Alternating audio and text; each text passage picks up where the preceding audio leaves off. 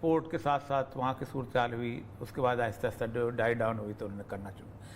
Governments के बारे में कहा जाता है या लोगों के बारे में कहा जाता है कि बेहतरीन आदमी वो है जो पोजीशन ऑफ स्ट्रेंथ की बुनियाद के ऊपर अपने मुज़ाकरात कर लेता है और मसला ख़त्म करता है। सही। तालिबान ने ये किया कि पोजीशन ऑफ स्ट्रेंथ में आए अफगानिस्तान में और फिर उन्होंने मुज़ाकरात किए और जीत भी गए। एक बहुत बड़े पाकिस्तान के मुज़ाकरात की इवेंट का मैं ज़ाती तौर पर शाहिद हूँ।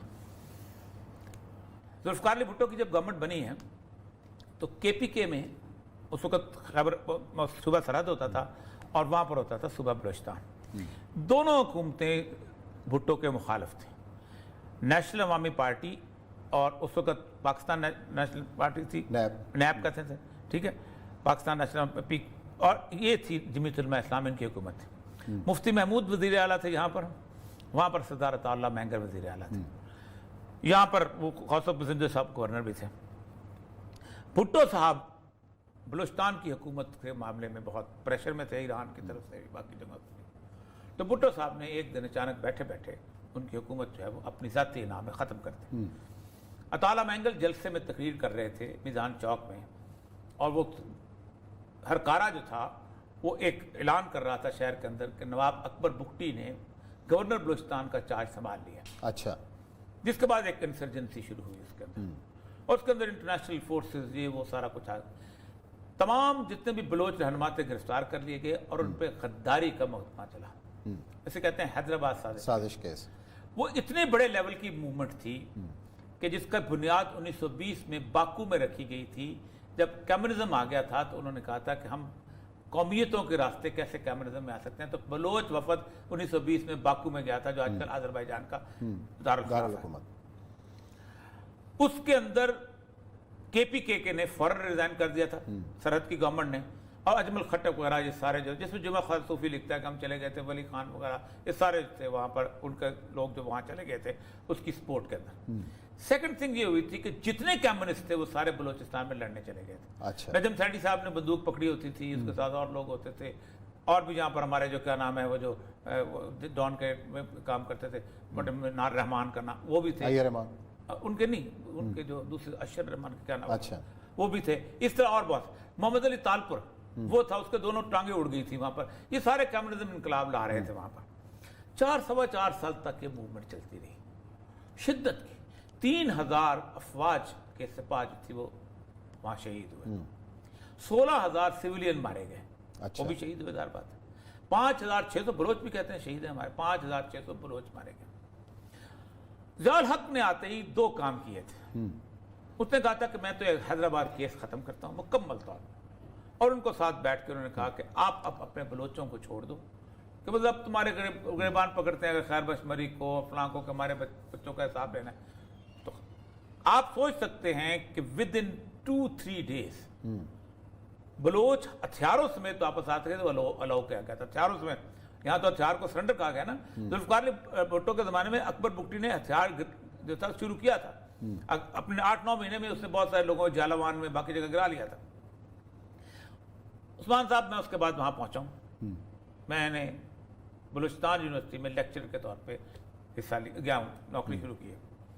आप सोच सकते हैं कि सबसे ज़्यादा जो बेहतरीन ज़बरदस्त किस्म की जगह होती है इंसर्जेंसी की, वो यूनिवर्सिटियाँ होती हैं, कॉलेजेस होते हैं, वहाँ लड़के यूथ होती है। सारे के सारे हैदराबाद साजिश केस के लड़के वहाँ पढ़ रहे थे।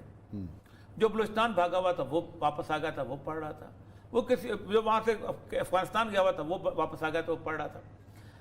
1977 से लेके 2006 की जुलाई तक, जब तक नवाब अकबर बुगटी वाला सानिया नहीं होगा, बलूचिस्तान से पुरअमन इलाका पूरे पाकिस्तान में कोई नहीं था। आप सोच सकते हैं कि मैं अकेला गवाह नहीं हूँ, लाखों लोग थे कि जो वहाँ पर जाके रहते थे, जो वहाँ की कोई ज़ियारत जा रहा है, कोई पीर गायब जा रहा है, कोई कहीं जा रहा है।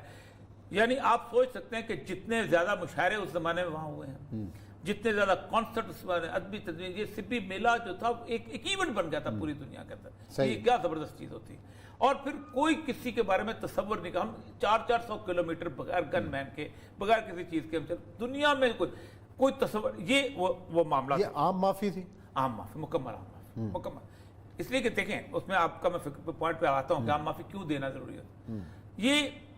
यहाँ तक कि ये फवाद असिस्टेंट कमिश्नर कोयटा होता था, मैं इसी मसूम होता था, वहाँ से आते थे कोयटा से, हम चमन के बॉर्डर की तरफ जाके वहाँ कुछ लाख जगह वहाँ रात को 1-1.5 बजे चाय पिया करते। अब नहीं, कई लोग और होते थे उनके साथ शामिल हुआ करते थे। कारोबार के बारे में लोग वहाँ पर बस आम माफ़ी क्यों ज़रूरी है?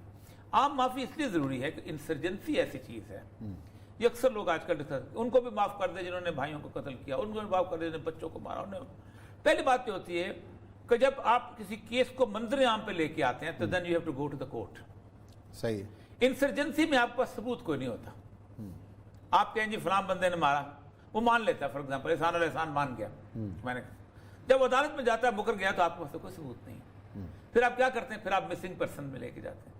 फिर आप बैठ के फिर यहाँ मिसिंग पर्सन में रोना रोते हैं। वो कहते हैं हमारी मजबूरी है कि हमारे पास कोई गवाह नहीं है, हम इनको मिसिंग पर्सन रखना चाहते हैं। आप कहते हैं मिसिंग पर्सन ह्यूमन राइट्स के खिलाफ है, सारे के सारे खड़े हो जाते हैं कि इंसानी हकूक।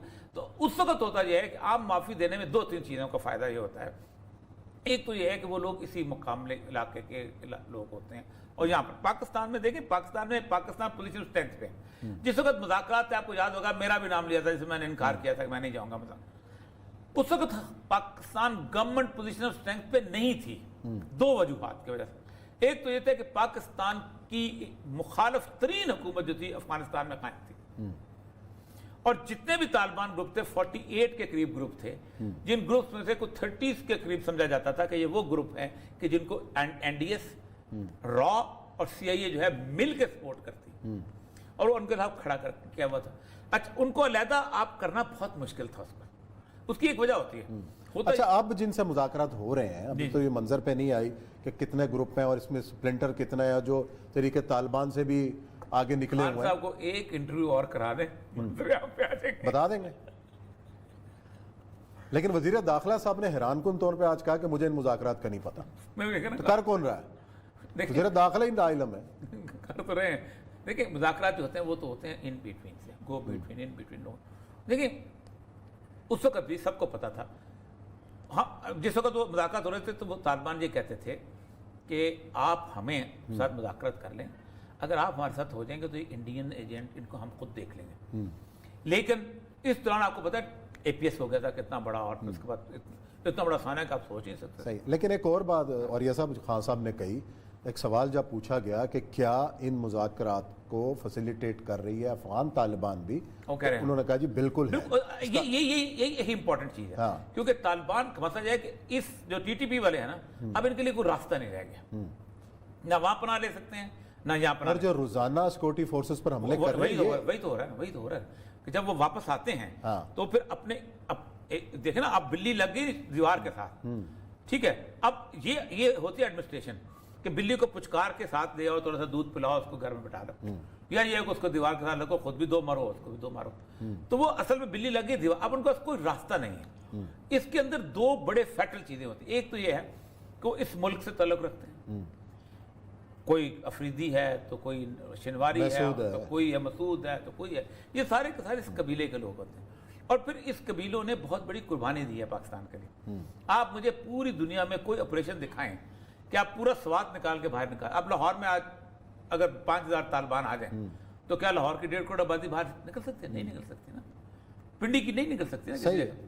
उन्होंने पूरे के पूरे उठे। फिर उसके बाद जिस तरह वजीरिस्तान के लोग जो प्योरली पर्दा करने वाले लोग थे वो बाहर निकल आए, डिस्प्लेस्ड हुए, इतनी बड़ी कुर्बानी दी है। तो वो अगर वो किसी तौर पर उनके साथ